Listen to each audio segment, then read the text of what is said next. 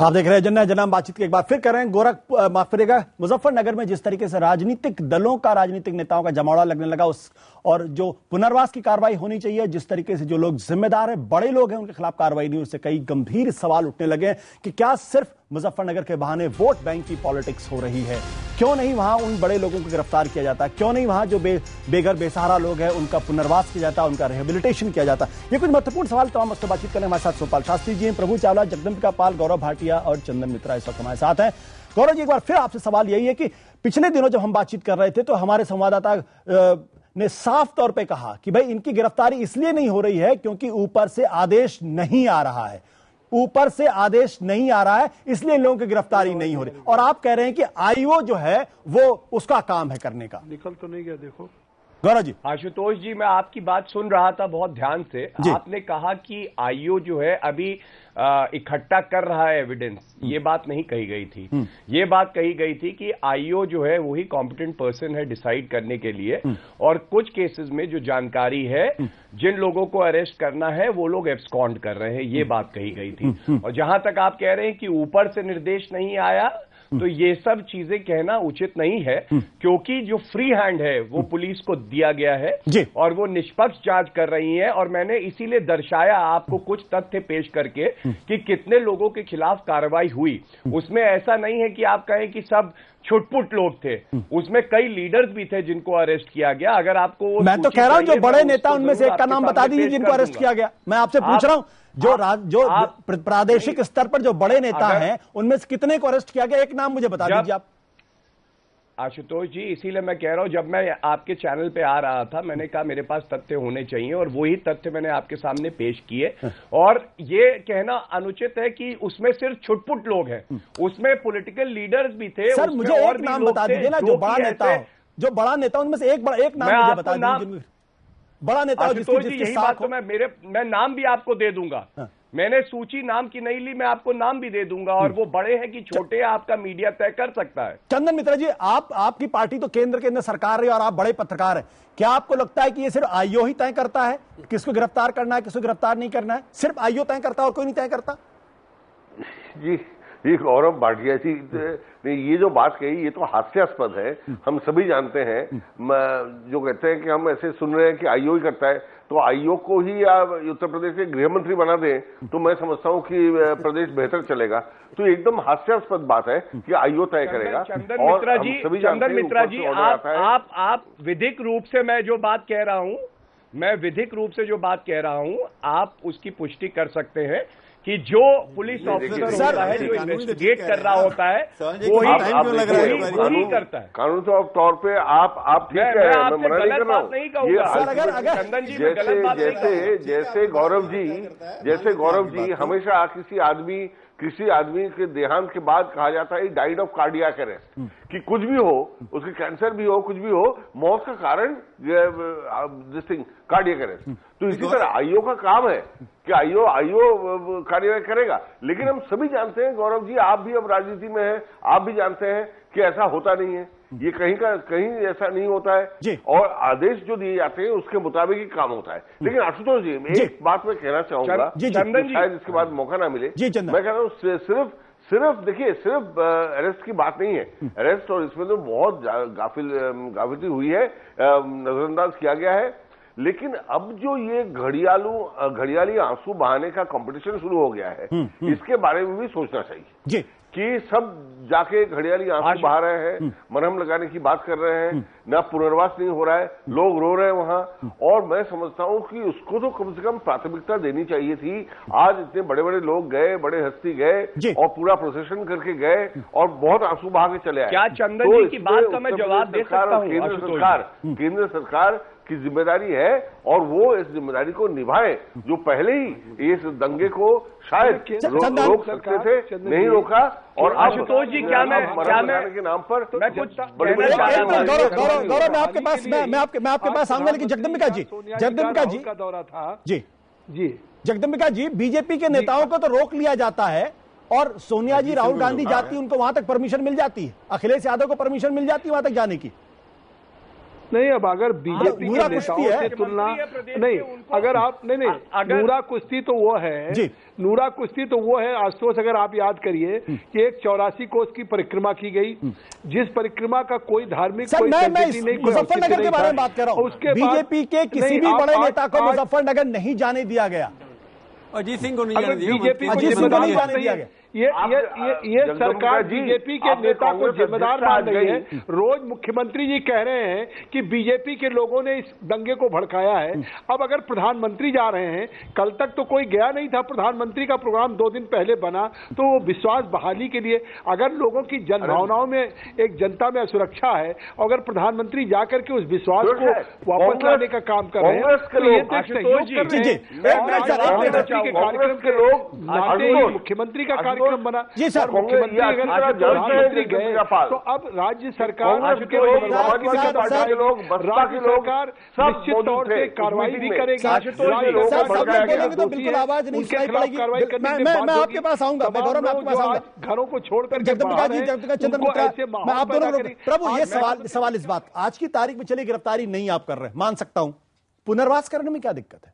कोई दिक्कत नहीं है, वो तो स्टेट सरकार और दोनों सेंट्रल गवर्नमेंट मिलकर करती है। प्रधानमंत्री ने आज कहा कि पुनर्वास करना चाहिए, इतना पैसा हर स्कीम के अंदर है, कोई भी दे सकते हैं, डायरेक्ट देकर कह सकते हैं पुनर्वास करिए, कैंप बना सकते हैं, आउटरीच कर सकते हैं, पर वहां पर भी राजनीति करे, कौन दे पुनर्वास, क्रेडिट कौन लेगा उसका? कि कांग्रेस ले या समाजवादी पार्टी ले? समाजवादी पार्टी अपनी तरफ से कोशिश कर रही है कि उन्होंने पुनर्वास वहां कर दिया, कैंप बना दिए, अब सरकार कांग्रेस ये कहती है पुनर्वास होना चाहिए, पर सवाल ये घर में क्यों नहीं जाए?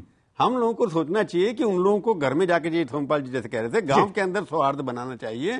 कोशिश ये होनी चाहिए कि हर पार्टी मिलकर के उनको गारंटी दे कि आपके खिलाफ कुछ होगा तो हम खड़े होंगे बचाने के लिए। हर नेता जाकर, हर पार्टी का हो चाहे किसी का हो, वो शुरुआत नेता की तरफ से आनी चाहिए। वो प्रधानमंत्री से अपेक्षा थी कि हर पार्टी के नेता को कहें कि हम लेके चलते हैं, पार्टी डेलीगेशन ताकि कॉन्फिडेंस आता बाकी लोगों। हर एक नेता कहे कि मैं कांग्रेस और बीजेपी के 5 मिलकर इस गांव को ले जाएंगे, लोग इस गांव में लोग ले जाएंगे, तब जाकर कहीं पर सौहार्द होगा। देखिए, 2 चीज बहुत महत्वपूर्ण है। पिछले कुछ दिनों में हमने देखा है कि जहां भी इस तरह की घटनाएं होती हैं अवांछित, तो उत्तर प्रदेश शासन का एक स्वभाव बन गया कि एक नी जर्क रिएक्शन के तौर पर किसी एक अधिकारी को सस्पेंड कर दिया और उसको ट्रांसफर कर दिया। इसको कहें तो they have got addicted to ruling through suspensions and transfers. Second बात, जब इस तरह की विस्फोटक और संवेदनशील स्थिति होती है तो प्राय राजनीतिक नेतृत्व ये करता है कि अपने जिम्मेदार कार्यकर्ताओं और पदाधिकारियों से वहां की जानकारी लेने के लिए संपर्क करता है, या उल्टा रहा, हम लोग पार्टी के कार्यकर्ता उन्हें सूचना देने के लिए, सुझाव देने के लिए सिर पटकते रहे, किसी ने सुना नहीं। तो ये निश्चित रूप से राजनीतिक नेतृत्व क्या अगर राजनेता लोग सामने आते, ऑल पार्टी डेलीगेशन जाता, तो वहां के लोगों का कॉन्फिडेंस इसमें पहल, देखिए संवैधानिक दायित्व की बात करें या इस मामले में पहल करने की सबसे बड़ी जिम्मेदारी किसकी है? लॉ एंड ऑर्डर की। जो शासक है राज्य में, पहल उसको करनी है। दूसरों को आप जाने नहीं दे रहे, स्वयं आप पहल नहीं कर रहे, तो क्या करें? अपने कार्यकर्ताओं से आपको बात करने की, या इसके पीछे भी वोट बैंक की पॉलिटिक्स, संवेदनहीनता, लापरवाही और बिल्कुल अनुत्तरदायित्वपूर्ण व्यवहार। बिल्कुल। अब गौरव जी आपके पास आखिर में आ रहा हूं।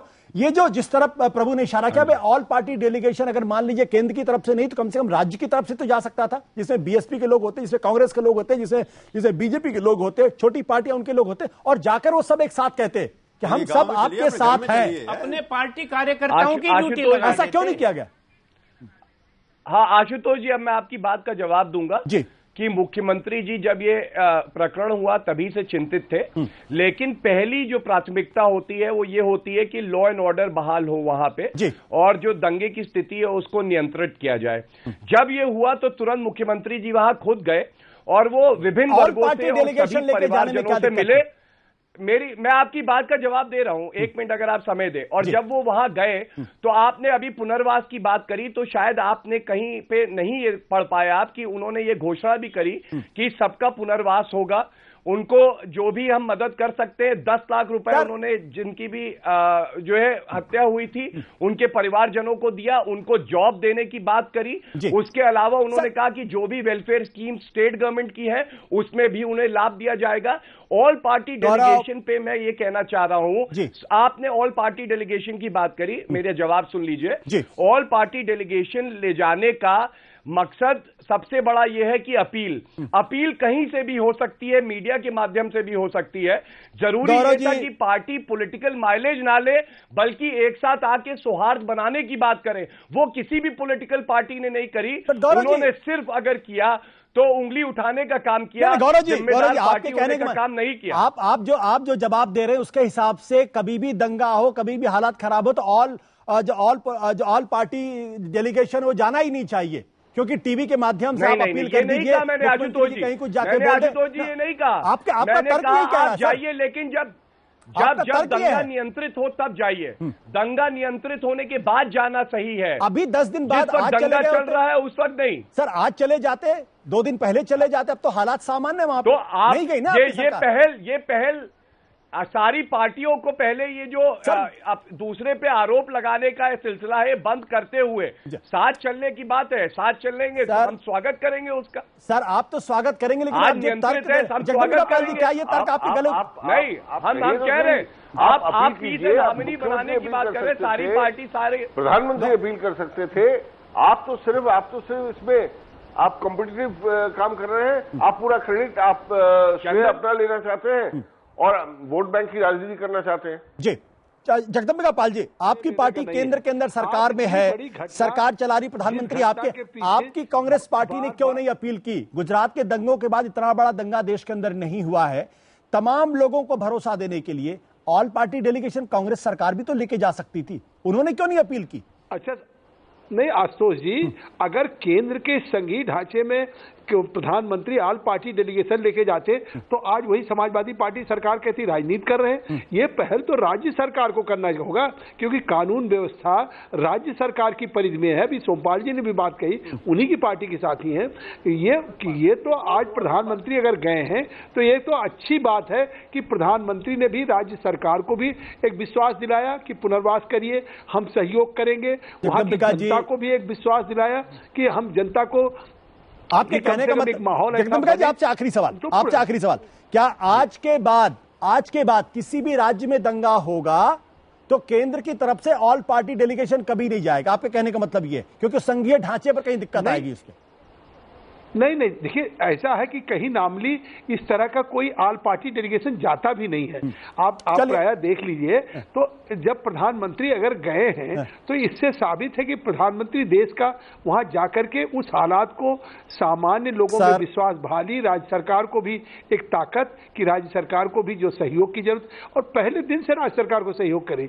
इन्होंने मिलिट्री मांगा, पैरामिलिट्री फोर्सेज मांगा, सब सर मैं आपकी बात समझ गया। सर मैं आपकी बात समझ गया, लेकिन बड़े दुर्भाग्य की बात यह कि जब यह सवाल राज्य सरकार और केंद्र सरकार और राजनीतिक पार्टियों के बीच में अगर यह होड़ लग जाए कि वहां पर लोगों के से मिलकर अपील कर उनको अगर वोट मिल सकता है या यह जताने की कोशिश होती है सिर्फ हम आपके हितैषी हैं, तो जाहिर सी बात है दंगों में जो पीड़ित है, दंगों का जो दाग है, दंगों का जो जख्म है, उस पर कभी घाव और मरहम नहीं लग पाएगा। यह भी भारतीय राजनीति का एक बड़ा अजीबोगरीब दृष्टिकोण है। वक्त छोटे से ब्रेक में जाने के पहले आपको बता दें, ivanco.com पर हमने एजेंडा के अपने दर्शकों सवाल